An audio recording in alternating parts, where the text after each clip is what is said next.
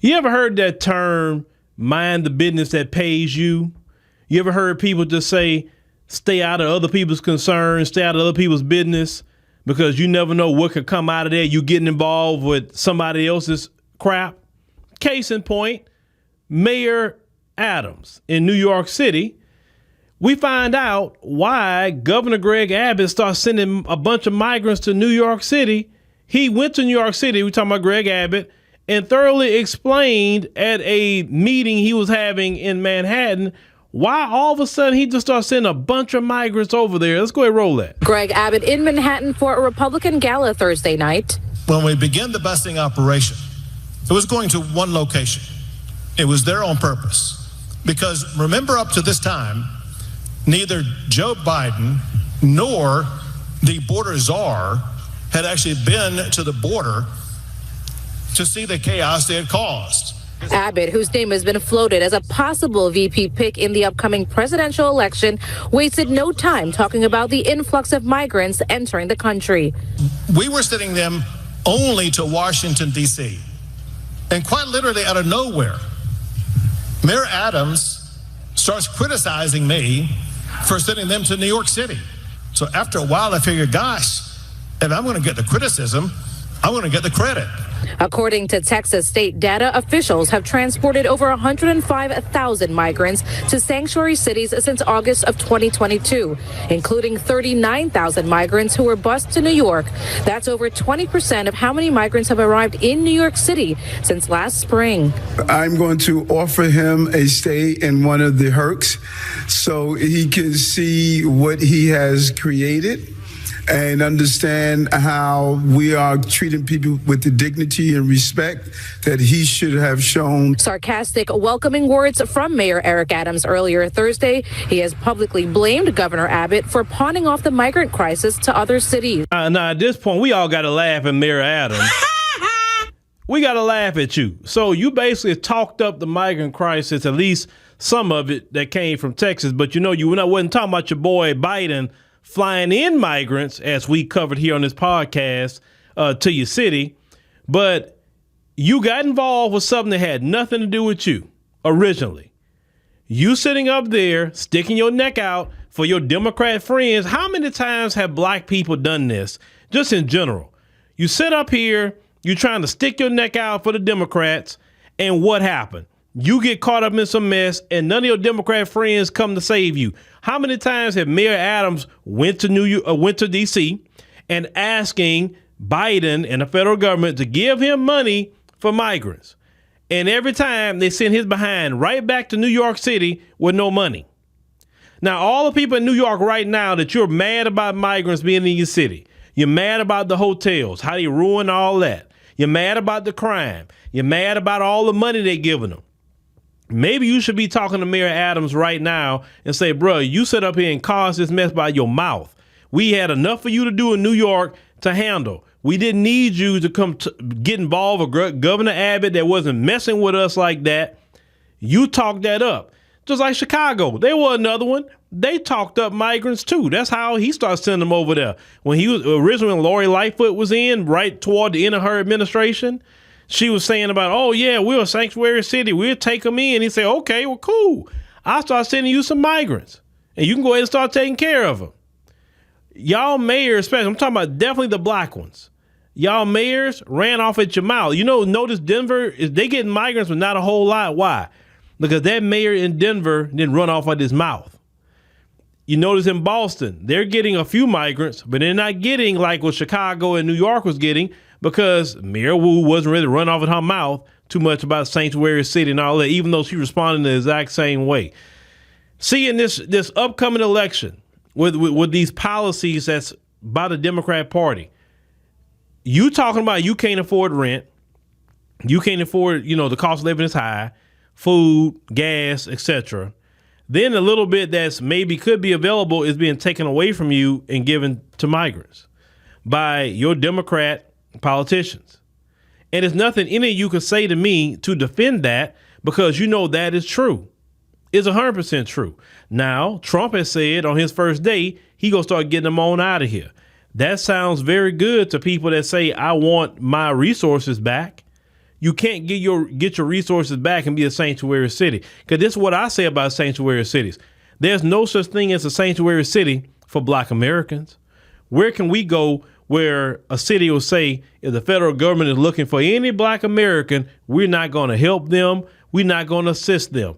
That alone should be a major problem, definitely to Black Americans. How dare these people come to this country and get privileges that we don't even have, and we built this doggone country?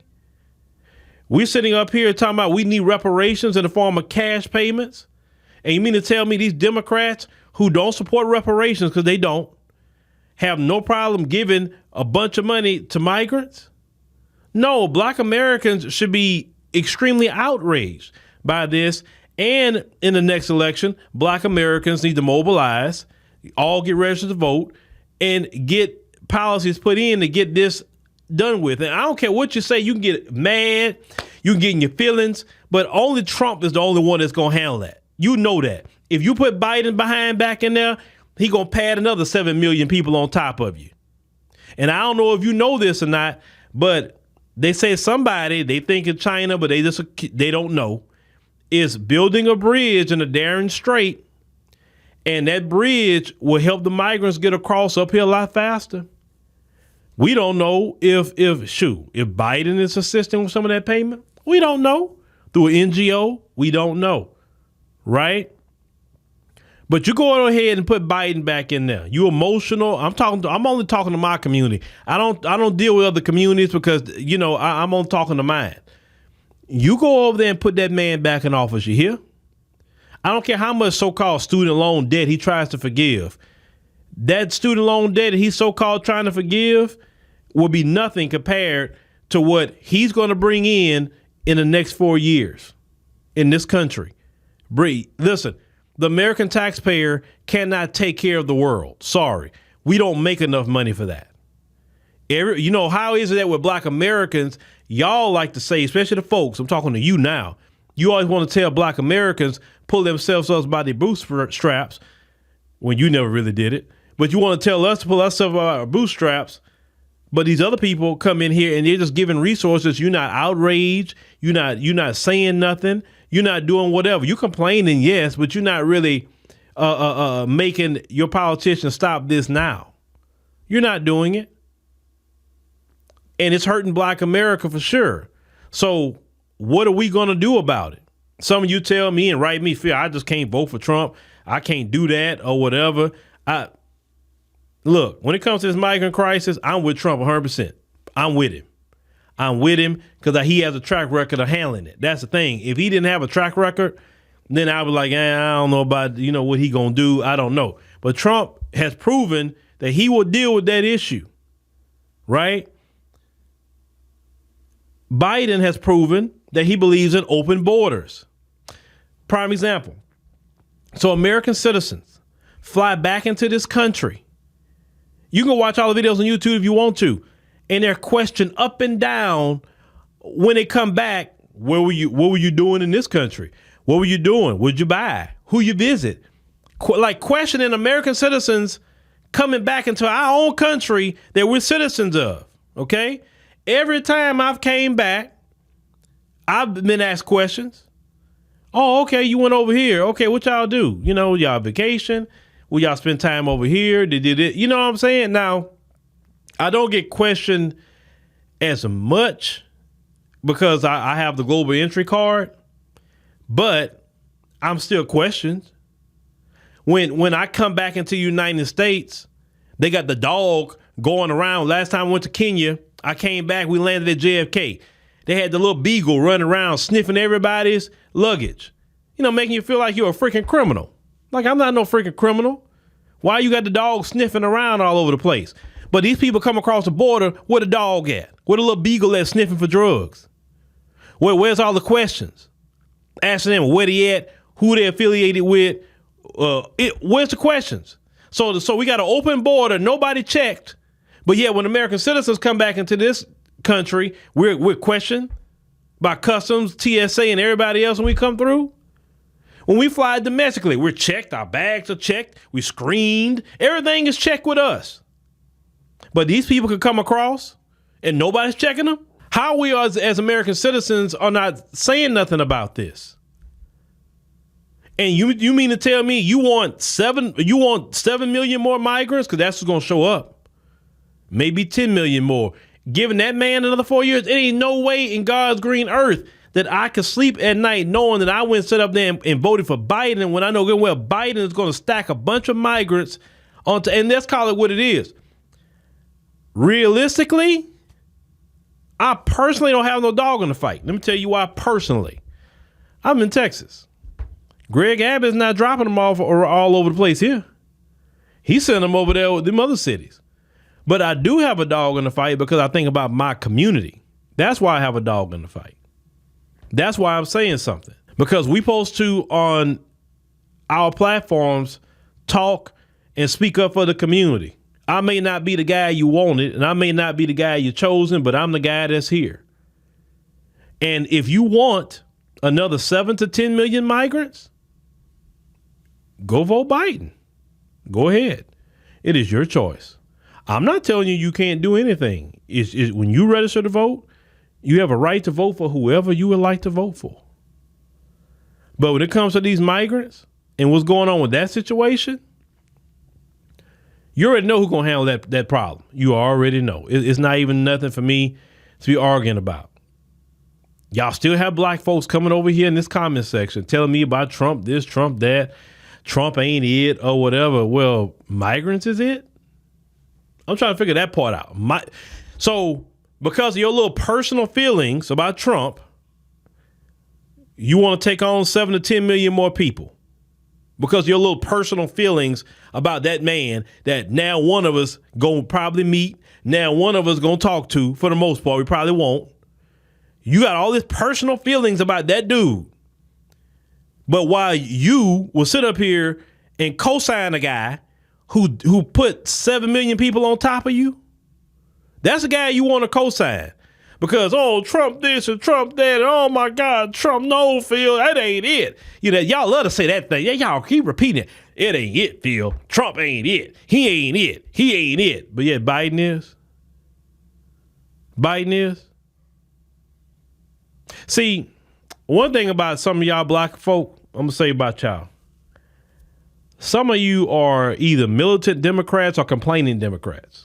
And what I mean by militant Democrats, oh, you so hardcore this about black. You militant with it, but you're a Democrat at the end of the day. You won't vote outside of Democrat. You won't do it. Then you got your complaining Democrats. You complain all day that Democrats don't do nothing for black people. You complain, and at the end of the day, you're still gonna go vote Democrat. It don't matter how many migrants come in, they live taking resources out your community.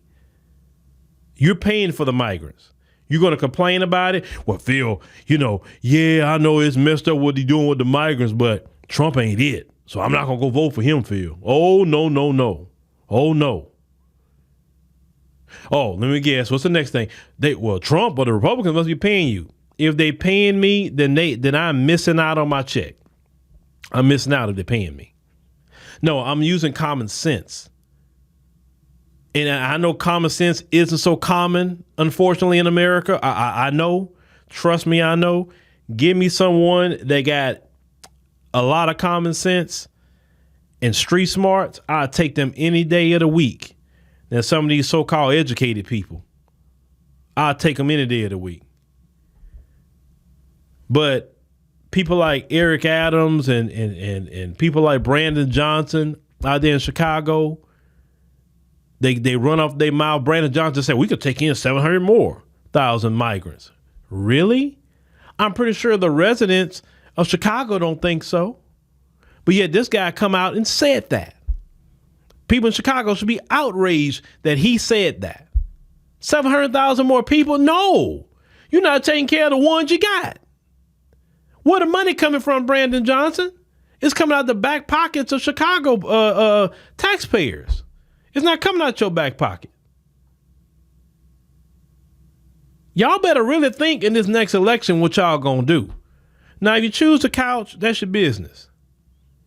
You know my motto: just don't put Biden back in there. Don't vote for him. If you want to vote for that couch, that's your business. If you so emotional about Trump, no problem with me. It's fine with the couch. I'm good with it. Y'all tell me about third party. I don't get involved with the third party mess, and I say it's a mess because until they get to a point where they're actually contending, and until it gets to the point that the American people is actually trying to vote for a third party, until that happens, I'll talk about it. I don't waste my time talking about things that I know good and well is not going to work. Only thing a third party can do at this point, I guess, if you just want to vote because you're so habitual with it, you'll vote a third party just to say you voted, right? But if the American people is really so-called tired of Democrats and Republicans, then all American people would vote for a third party. And you don't. So that's why I'm just not going to waste my time talking about it. You ask me about Cornel West. Cornel West, he all over the place. And let's call it what it is. Cornel West is not talking about, the things for Black Americans specifically. He's doing this all lives matter conversation. You know how I feel about that. You know how I feel about it. I understand as a politician, you got to do for everybody, but doggone it, you still talk about what you're going to do for Black people specifically. And people like him don't like to have that conversation. Calling all these other groups of people, well, brother. No. We need to worry about our community first and foremost, like other groups do. But you got a decision to make. You either want 7 million more people, in the country who you going to take care of, or you can vote for the guy who say on day one, I'm starting to get them on out of here. The choice is yours in November.